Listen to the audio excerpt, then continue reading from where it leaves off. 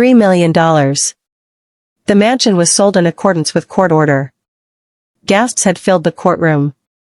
Robyn cried as Kody fell into silence. This was not just a verdict. This was a reckoning, years in the works. $1 million, and the mansion did not exist anymore. Time had stood still. The courtroom suspended in shock, except for one hard, unmistakable sound. Welcome back to Reality Recap. The gavel of the judge came down. The voice dropped like a gut punch. Reporters, attorneys, ex-family members, and reality television viewers collectively drew breath in shock. Pale and tight-jawed at the defense table, visibly shaking, Kody Brown became a shadow of his former self. In his place stood a man cornered and speechless. Next to him, Robyn, his legally married wife, fiercely devoted and visibly upset. Her mascara smeared across her cheeks like ink. Tears gouging black arcs of shame. She held a scrunched-up tissue in one hand, Kody's wrist in the other, knuckles tight, as if his arrest could freeze the breakdown. It was done. This wasn't only a decision. This was a tumble from paradise. A television dynasty was exposed, sworn on the record. This court directs payment forthwith of $1 million in restitution to Mary Brown, Christine Brown, and Janelle Brown. The judge declared the payment would be made in full or in part by compulsory sale of the Flagstaff estate. The words dropped with the force of a hammer. Kody didn't flinch. He didn't say a word. He just slumped over. His face, crimson jaw, working with suppressed rage. Behind him, Christine, Janelle and Mary sat in the gallery together. Tension had been anticipated, but what the court witnessed was solidarity. Having gone through all they had, they weren't here to gloat. They were stoic, quiet, determined. To them, this was not a victory. It was accountability. Robyn was the first to break down. A whimpering cry escaped as the gavel came down. She grasped one tissue, then another, shoulders shuddering as her sobs rang out soft, but unmistakable. For years, Robyn had been the favorite, the legally married wife, the one living in the big house, driving the better car, with the secret bank account, and even with all that privilege, the law found its way to her. Slowly, Kody turned toward her, wide eyes as though just seeing the tears. He looked around him, as if expecting someone, anyone, to jump to his aid. But the courtroom did not move. His attorney shuffled papers, head in his hands, no consolation offered. Former family members in the crowd were silent. Can we appeal this? Kody panted, desperation edging into his voice, but the attorney said nothing. No appeal could be filed. The judge had rendered his verdict. The proof was irrefutable, the damage irreparable, and the cameras kept on rolling. But how did it arrive at this point? How did America's formerly celebrated plural family descend from television stardom to a multi-billion-dollar courtroom fight? Christine's testimony had shocked even the judge. This wasn't an ambush, it took years to develop. The courtroom spent weeks on testimony, sobbing, factual, relentless emails, bank statements, secret deeds, tape recordings, witness after witness of mismanaged money, shattered promises, and financial deception wrapped in religious fervor. But this episode, the ultimate judgment, was the one the world witnessed. All the local news channels, rumor websites, and erstwhile fanatics on Twitter and TikTok watched. They weren't watching the series, they were watching the trial. This is not punishment. The judge had promised, this is restitution, a return to those who were defrauded in the name of family and faith. The words echoed through the courtroom like heavenly judgment. Christine gazed ahead. Janelle nodded. Mary's lips were pressed together, quivering. They had not only been sister wives, they had been business partners, co-parents, providers, and victims of a system that centered on Kody and Robyn, leaving the others in their wake. The court's findings were brutal. More than $1, of common family money had been diverted into businesses owned by Kody and Robyn alone. Returns from TLC's last 4 seasons hadn't been shared as promised. The Flagstaff mansion, purchased for $1 million, was acquired without asking the whole family, and yet, it was paid for with communal money from a number of wives. Credit cards belonging to Christine and Janelle were charged without their consent for house upgrades. They weren't even invited to stay there. The paper trail did not leave any room for debate, and when Kody said it was all part of the show, the judge could not help but chuckle. Ratings may be spurred on by theatrics, he stated, but they did not bring about justice. Kody slumped in his chair as Robyn leaned over to whisper in his ear. He didn't answer. Even now, with millions at stake, his pride wouldn't permit him to look into the eyes of the women who had been his world. He couldn't look at Christine. He couldn't look at Janelle, and Mary. He definitely couldn't face Mary because they hadn't left. They'd exposed him, and still the court's ruling progressed. The Flagstaff mansion was ordered listed for sale forthwith. Funds would be divided among the aggrieved wives and adult offspring. Kody and Robyn were prohibited from selling or transferring other property without the permission of a court-appointed trustee. It wasn't just a setback. It was the full-on fall of their empire.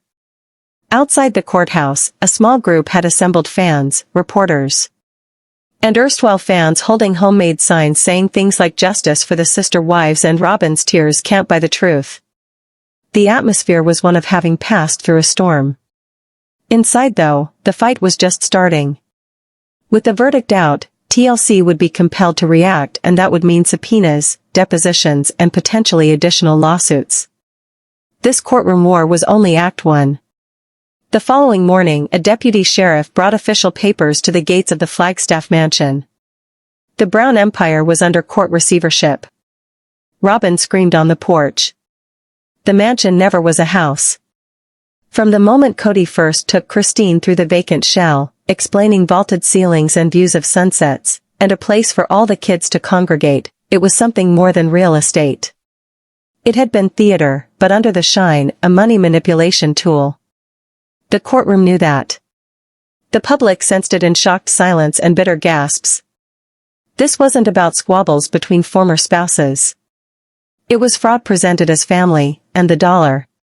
Million Flagstaff House, Exhibit A. The day after the ruling, headlines erupted. The court reconvened to review the financial trail behind the mansion.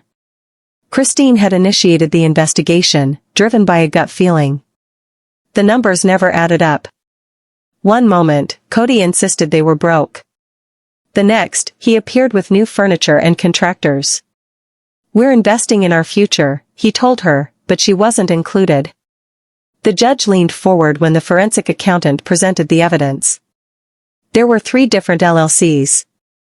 One was in the name of variations of Kody and Robyn's names. The others kept Mary, Janelle, and Christine out altogether. But the news got worse. These LLCs had been paid TLC revenues, donations from the fans, and embezzled shared family money. Then, the knockout punch. "Your Honor," the expert witness stated, "we discovered $1 of joint earnings deposited directly from a Brown family trust into Robyn Brown's private escrow account for the down payment on the Flagstaff house." There were murmurs in the courtroom. Christine's attorney called for formal verification that the money had been withdrawn under the oral agreement. All wives had equal rights to TLC profits. The judge approved without hesitation. How had Robyn managed to get away with it all along? Janelle's account of food budgets and school payments amazed even Robyn's own lawyer. Finally, Kody spoke from the defense table. His voice was rough, confidence lost. "We determined as a family that Robyn's house was going to be the home base," he insisted. "That is why it is larger, that is why we needed it." The court no longer concerned themselves with intentions. It was all about the receipts. What resulted was a complex web of transfers, shrouded ownership, and concealed assets. With one thing certain, Kody and Robyn had used the family account like their own piggy bank. Then Janelle stepped into the witness box. Her tone was even, but her eyes betrayed years of sorrow. "There were times I had to say no to my kids for items as mundane as food, braces, even school field trips," she said. "And yet I got to see marble countertops being put into a home. I wasn't even permitted to go inside." The judge arched an eyebrow. "You weren't permitted into the Flagstaff home?" Janelle shook her head. Only if I made an appointment beforehand. Robyn told me it was for privacy, the courtroom gasped. Even Robyn's attorney winced. Next were the receipts. A document titled House Expenses was admitted into evidence, $, for customized chandeliers, $, for foreign tile flooring, $, to reconstruct a walk-in closet, $, in home security, plus a handful of $, plus fees for decor and entertainment enhancements, all paid out of the same joint account Christine had attempted to use for Yable surgery, only to be rejected. Christine was up next. She took a deep breath and smoothed out a crumpled page of paper. The courtroom held its breath. Even Kody seemed uncomfortable. It was a handwritten budget, signed by both wives, on how TLC revenue would be allocated 4 ways post. Tax in the corner, Kody had scrawled fairness over and over. Christine held it up. We believed in this system, she said. Until someone decided to change the rules, she locked eyes on Robyn. Robyn looked away. Then came the video. Christine's attorney cued a clip on the overhead screen. A segment never aired, filmed during the Flagstaff shoot. Kody was caught on a hot mic, laughing. She doesn't know I'm pulling from the trust. I'll fix it later, or she'll forget. Christine's face didn't change. The courtroom exploded, gasps, murmurs, even the sound of a pen falling in the back. Robyn stood stock. Still, the judge wrote a furious hand. Play that again, he ordered. This time, the soft sobbing of Robyn was audible. Kody's lawyer attempted to object, but it was too late. The paper trail, verbal agreements, and tapes all indicated premeditation, intent to defraud. Last but not least, the judge turned to Kody. Mr. Brown, do you deny misuse of family resources without authorization? Kody hesitated, opened his mouth, and shut it. His silence was louder than any explanation. But the courtroom's biggest surprise wasn't money. Exactly, it was the kids. Journalists rushed to print stories from within the courthouse. Tweets circulated. News flashes appeared. Brown Mansion paid for with family cash. Court makes ruling. Robyn Brown wails as secret payments are exposed. Kody may be investigated for tax fraud. The world was onlooker. Not TLC, not season, but real-world repercussions. The judge did not try to stall. He signed the emergency motion putting the Flagstaff house into court. Supervised trusteeship, it would go on sale right away. And proceeds would be frozen until restitution was complete. That house, with its tacky doors, crystal hardware, and several fireplaces, was now a shrine to deceit, as Christine exited the witness stand. Her gaze crossed with Kody's for the first time since the divorce. He shifted away. The next day, Robyn made a public declaration outside the courthouse, but what she said stunned her lawyer and brought a smile back to Christine for the first time in months. The courtroom already knew the figures, the mansion bereft of pretense, the bank statements, hidden video clips, and Robyn's tears running under the cold courtroom lights, like misplaced props. But nobody was prepared for Christine. Not the judge, not Kody, and not even Robyn. That day, Christine stood up from the gallery, a threadbare folder in one hand, and a lemon-colored legal pad in the other. She didn't walk like a witness. She walked like a woman who'd waited years to speak. Christine came up to the stand with reserved confidence, tweaked the microphone, and stared at Kody. Not for sympathy, not for theatrics, but because after all this time, he owed her his attention. Kody swallowed, lips strained thin, but did not avert his eyes. Please enter your name for the record, the judge directed. Christine Ruth Brown, your relationship to the defendant? She hesitated, then stated resolutely, ex-wife and a former business partner. Just those few words changed the atmosphere in the room. This was not merely about polygamy. It was now about business, fraud, deception, and finances. As opposed to marriage, Christine pulled out her folder and brandished a yellow sheet. This is the original revenue-sharing contract that we all signed back in after our second contract renewal on TLC. She passed it to the bailiff who handed it to the judge. It was simple. Percent of the profits of the show would go to each wife. Kody had simply included an additional percent for his leadership responsibilities on his family. That was all, and it had his signature on the bottom. The judge examined it. "This appears to be legitimate," he said. Kody's attorney shifted uncomfortably. "Now, let me tell you what actually did happen," Christine went on. She flipped over her yellow pad and read on, "Season, Christine got percent. Season to percent, season to percent." Her voice didn't shake. Her hand stayed firm. Robyn, on the other hand, appeared appalled. Christine continued. "Those percentages had been diverted to an account in Robyn Brown's LLC, Sol and Shield Media." Gasps echoed throughout the courtroom. Kody glared at Robyn. "You said it was temporary?" he growled. Christine did not blink. The mic picked up her response. "Temporary 3 seasons, Kody. That is not temporary. That is theft." There was a moment next that left the room quiet. Christine drew out a letter, one that even made the judge stop. She reached back into the folder. "This," she said, unfolding a folded envelope, "is a letter from my daughter Truly to Kody. Written the night I explained to her we couldn't afford her surgery." The judge nodded. Christine read aloud. "Dear Dad, I know money is tight. I don't need the surgery if it is too much. I just want to play soccer again one day. Love, Truly." Christine cried and paused. That same week, Robyn had spent $1 on a spa room. The courtroom fell silent. Reporters halted typing.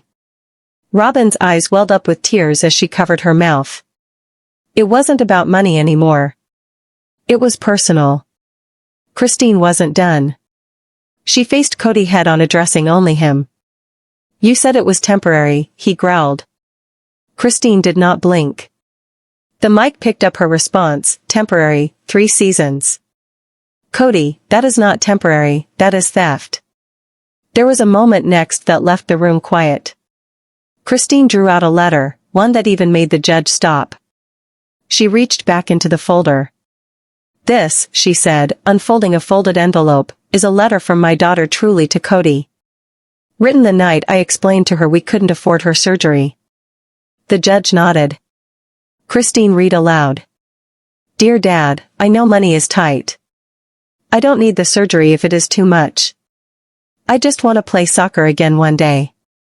Love, Truly," Christine cried. And paused.